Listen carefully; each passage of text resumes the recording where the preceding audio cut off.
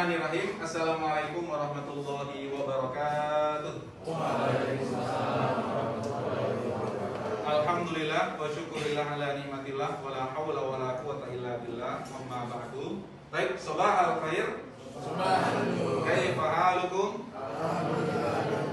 Baik, naftatih darsana fi hadzal sabah bi qiraatil basmalah. Bismillahirrahmanirrahim. Baik, anak-anak Bapak yang Bapak banggakan semuanya, pagi hari ini kita akan melanjutkan materi kita, ya, yang mana materi ini akan sangat bermanfaat, berguna untuk kalian, kehidupan kalian di masyarakat nanti. Baik, sebelum Bapak mulai, ya, ada hal yang ingin Bapak sampaikan terlebih dahulu.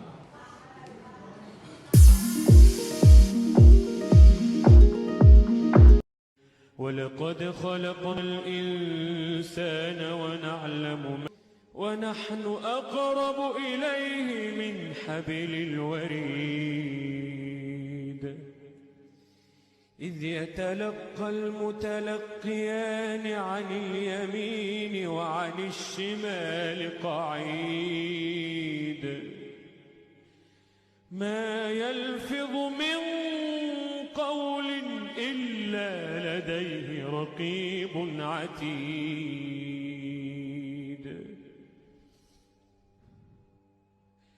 وجاءت سكرة الموت بالحق ذلك ما كنت منه تحيد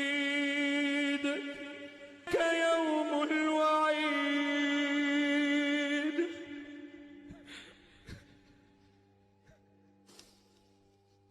وجاءت كل نفس معها سائق وشهيد لقد كنت في غفلة من هذا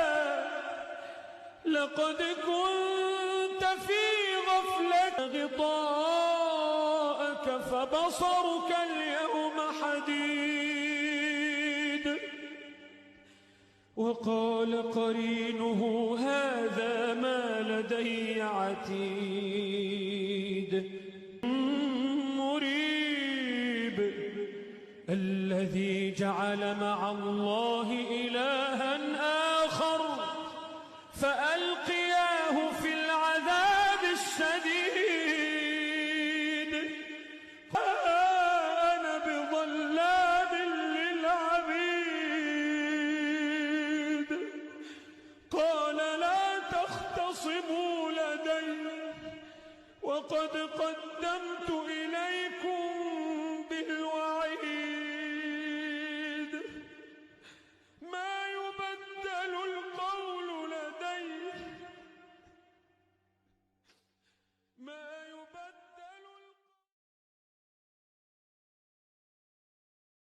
Menurut saya karena kita sebagai manusia nggak tahu aja kita kapan, jadi alangkah baiknya kita memperlancar ibadah kita dan kita berbuat baik kepada sesama manusia. Menurut saya Pak, kita sebagai umat muslim kita harus selalu berbuat baik kepada sesama makhluk hidup, karena kita nggak tahu kapan ajal kita datang gitu Pak. Oke, terima kasih Bali. Menurut saya umat manusia itu mempunyai ajalnya masing-masing dan kita tidak tahu kapan ajal itu datang. Maka dari itu kita harus berbuat baik terhadap sesama manusia. Oke, materi kita hari ini adalah tentang pembahasannya adalah tentang pengurusan jenazah. Ya, tentunya kalian sudah pasti tahu pengurusan jenazah itu bagaimana. Mungkin dari kalian sudah ada yang pernah mengalami dalam mengurus jenazah. Ya, maka dari itu hari ini kita akan memantapkan lagi pengetahuan kita tentang pengurusan jenazah ini. Baik. Sebelumnya kompetensi dasar kita adalah ada dua. Yang pertama adalah menjelaskan tata cara pengurusan jenazah. Ini KI 3, sedangkan KI 4-nya adalah nanti akan kita praktik ya. Bagaimana kita memandikan jenazah, bagaimana kita mengkafani, mensolatkan, kemudian sampai ke penguburannya. Baik, kita lanjutkan. Nah, kita perhatikan ayat di bawah ini. Kullu nafsin dha'iqatul maut. Ada yang tahu artinya? Mungkin ada yang sudah pernah dengar, ada yang belum pernah. Kullu nafsin dha'iqatul maut. Setiap insan yang bernyawa yang ada di muka bumi ini pasti akan mencicipi, pasti akan merasakan yang namanya al-maut. Apa itu al-maut? Kematian. Ya, tidak ada seorang pun di dunia ini yang akan bisa menghindar, yang lari dari kematian. Kematian itu pasti datang. Nanti akan kita bahas. Oke. Nah, setiap yang berjiwa pasti akan merasakan kematian. Ini ada di surat Al-Imran ya.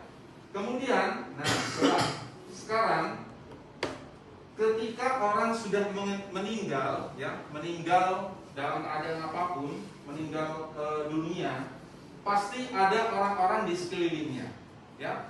Kita akan pelajari bagaimana ketika seorang itu meninggal, kemudian bagaimana hukum merawat jenazah, apa hukum orang-orang yang masih hidup, dan lain sebagainya. Oke. Selanjutnya adalah, nah, lihat nih. Ya. Wa likulli ummatin ajal, fa idza jaa ajaluhum la yastakhiruna sa'atan wa la yastaqdimun. Setiap insan itu pasti punya ajalnya. Sudah ditetapkan di zaman azali ketika kita masih di dalam perut orang tua kita, ibunda kita, semuanya sudah termaktub fil lauhil mahfuz ya. Jadi mulai dari kematian, jodoh, rezeki dan lain sebagainya. Itu sudah merupakan takdir ya. Apabila setiap umat ini mempunyai ajal, maka apabila telah datang waktunya, mereka tidak dapat mengundurkan. Maksudnya mengundurkan itu nggak akan meleset waktunya. Kalau sudah waktunya misalkan jam 7.00 WIB, sudah pasti itu tepat. Tidak bisa maju dan tidak bisa berakhir ya. Tidak terlambat dan tidak pula terlalu cepat. Pasti kematian, pasti tepat sasaran ya. Karena malaikat tidak mungkin akan salah dalam mencabut nyawa kita. Malaikat juga tidak akan pernah salah alamat dalam menjemput arwah kita. Oke, selanjutnya adalah, nah, dari gambaran di atas ya, kita tahu bahwa kematian itu dan ada, kita semua akan mengalaminya. Bukan akan, pasti mengalaminya ya. Mulai dari harta, tahta, teman, keluarga tidak akan terus bersama kita ya. Kata Rasul, idza mata ibnu Adam in qata'a amaluhu illa min salas. Apabila seorang anak Adam sudah meninggal, maka akan terputuslah amal perbuatannya. Jadi segala apapun yang telah kita lakukan itu terputus semuanya. Keluarga akan kita tinggalkan. Misalkan kita punya mobil mewah, rumah mewah akan kita tinggalkan. Tetapi kata Rasul hanya ada 3 yang bisa mendampingi kita di alam kubur. Apa saja yang pertama? Idza mata ibnu Adam in qata'a amaluhu illa min salas. Apa yang pertama? Shadaqatin jariyah, yaitu sedekah jariah. Makanya kalian tiap pagi di sini diajarkan untuk senantiasa bersedekah, berinfak ya, untuk saudara-saudara kita yang membutuhkan. Nah, itulah yang akan menjadi amal kita. Itu nggak akan terputus tuh ya. Misalkan kita berinfak untuk pembangunan masjid, selama masjid itu digunakan dengan baik, ada sholat jamaah di situ, maka pahala kita akan terus mengalir ya. Kemudian tinjariyatin au ilmin yuntab, atau ilmu yang bermanfaat. Jadi kalian punya ilmu, kalian ajarkan kepada anak didik kalian nanti ketika kalian menjadi guru. Kalau kalian juga tidak menjadi guru, kalian bisa mengajarkan ya, mengajar di masjid dan lain sebagainya. Dan yang terakhir adalah awaladin soleh yad'ulah, yaitu adalah anak-anak soleh dan solehah yang senantiasa mendoakan kedua orang tuanya. Baiklah, kita lanjut.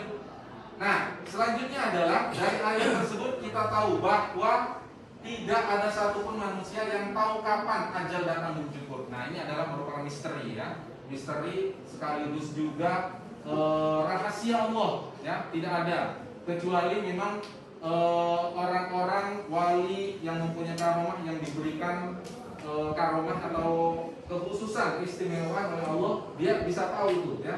biasanya 40 hari menjelang wafat dia sudah merasakan. Ajal bisa datang kapan saja dan di mana saja. Jadi persiapkan diri kita sebaik-baiknya sebelum ajal menjemput kita. Baik, kita lanjut. Nah, ini yang sudah Bapak sampaikan tadi. Nah, sekarang kita masuk kepada materinya. Kewajiban mengurus jenazah. Nah, apa saja nih kewajiban kita nih? Ya. Oke. Nah, ini apabila seorang sudah meninggal, maka bagi orang yang ditinggalkan ada kewajibannya. Yang pertama adalah pengurusan jenazah seorang muslim itu adalah hukumnya adalah fardu kifayah. Ada yang tahu fardu kifayah itu apa? Kalau sudah dikerjakan oleh sebagian orang, maka gugurlah kewajiban orang yang lainnya.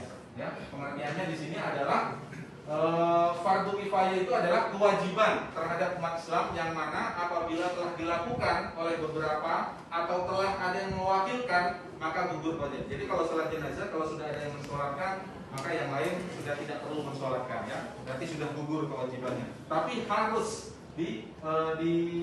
diurus atau disolatkan. Nah, sekarang ya, pengurusan jenazah itu meliputi 4 hal. Yang pertama, memandikan. Nah, ini yang harus kita kerjakan ya, memandikan. Di sini sudah ada yang pernah memandikan mayit? Belum? Belum ada? Belum pernah? Oke. Kemudian mengkafani, ada yang sudah pernah mengkafani? Belum juga, nggak apa-apa. Kemudian mensolatkan, nah ini pasti ada nih. Ada yang sudah menyolatkan ya, khususnya yang laki-laki ya, yang sering menyolatkan. Polikan ini sudah banyak. Kemudian menguburkan. Ada yang berani nggak menguburin? Bapak tanya dulu, berani atau enggak nih nanti menguburkannya? Kira-kira? Ya kalau saudara kita mungkin kan orang tua kita kan pasti meninggal tuh. Ya misalnya yang laki-laki nih. Kira-kira kalian berani nggak masuk ke yang lahatnya menguburkan? Berani ya? Jangan ragu. Berani atau enggak? Berani. Ya paling tidak kalian yang mengazani ya di terakhir. Jangan sampai mungkin ayah yang meninggal atau ibunya meninggal, kalian nggak mau mengurusi sama sekali. Ya, karena kalian adalah yang paling berhak mengurus jenazah itu ketika saudara kalian meninggal. Oke, kita lanjut. Nah, ini ada beberapa ya. Yang pertama, jika jenazah meninggal dunia karena syahid, tahu syahid? Ya, mati syahid, mati dalam keadaan peperangan membela agama Islam ya. Kalau zaman-zaman Rasul itu banyak orang-orang mati syahid. Maka jenazahnya tidak dimandikan. Ya. Ia dikafani dengan pakaian yang ia pakai jika menutupi auratnya. Apabila tidak, maka ditambah kain secukupnya dan langsung dimakamkan tanpa disolatkan. Oke ya, jadi seperti itu. Jadi kalau ada orang yang berperang di jalan Allah, ya berjihad di jalan Allah, kemudian dia meninggal, maka tidak perlu disolat, dimandikan, ya, dikafani pun juga tidak perlu. Kemudian juga langsung dimakamkan tanpa disolatkan. Kemudian yang kedua, orang yang meninggal dunia ketika sedang melakukan ihram, baik ihram haji maupun saat haji maupun saat umroh ya, dan belum melakukan tahallul. Tahallul itu apa? Cukur. Nah, terus mencukur ya, atau haji atau umroh, maka ia dikafani menggunakan pakaian ihramnya dengan kepala terbuka. Oke ya. Dan yang terakhir adalah bayi yang dilahirkan dalam keadaan meninggal dunia. Jika terlahir dalam keadaan meninggal dunia dan telah sempurna dalam bentuk manusia, dalam bentuk wujud manusia, maka dimandikan, dikafani dan dimakamkan. Jika terlahir dalam keadaan meninggal dunia dan belum sempurna, ya belum berbentuk jasad manusia dalam bentuk, maka dibungkus dengan kain dan dimakamkan. Nah, seperti itu. Nah, selanjutnya adalah kewajiban, ya, kematian dan kewajiban yang orang-orang yang ditinggalkan, seperti kita semuanya, menyempurnakan mayat orang Islam atau mayat orang Islam yang mati syahid, yang bukan mati syahid, itu fardu kifayah. Sudah dijelaskan tadi. Kewajiban tersebut adalah memandikan, mengkafani, mensolatkan, menguburkan. Jika si mayit meninggalkan hutang, maka wajib bagi keluarga, ya kita sebagai keluarganya yang ditinggalkan membayar hutangnya. Wajib tuh ya. Baik hutang kepada Allah maupun hutang kepada manusia. Apa itu hutang kepada Allah dan hutang kepada manusia? Nah, yang pertama adalah hutang ke manusia ya. Biasanya selama hidup mungkin saudara-saudara kita pernah meminjam pinjam uang dan lain sebagainya. Maka biasanya kalau orang-orang meninggal itu kan diumumkan ya, apabila almarhum ini punya hutang, silakan hubungi pihak keluarga, itu harus dibayarkan. Itu hutang ya, karena itu akan yang dapat memberatkan amal ibadahnya nanti ya, timbangannya. Kemudian yang kedua adalah membayar hutang kepada Allah. Nah, ada juga hutang kepada Allah. Barang siapa yang meninggal dunia dan dia mempunyai tanggungan puasa, maka walinya harus berpuasa untuk membayar tanggungannya ya. Tidak hanya puasa ya, mungkin dia punya nazar ya, mungkin mau naik haji, jadi haji badal nantinya dan lain sebagainya. Oke, kita lanjut. Nah, mungkin materi awal yang sudah Bapak sampaikan ini ya, di pertemuan pertama ini Bapak dirasa cukup untuk pembukaannya. Kalau dari kalian ada yang ingin ditanyakan, silakan boleh ditanyakan. Ya, silakan Bagas. Saya mau nanya Pak.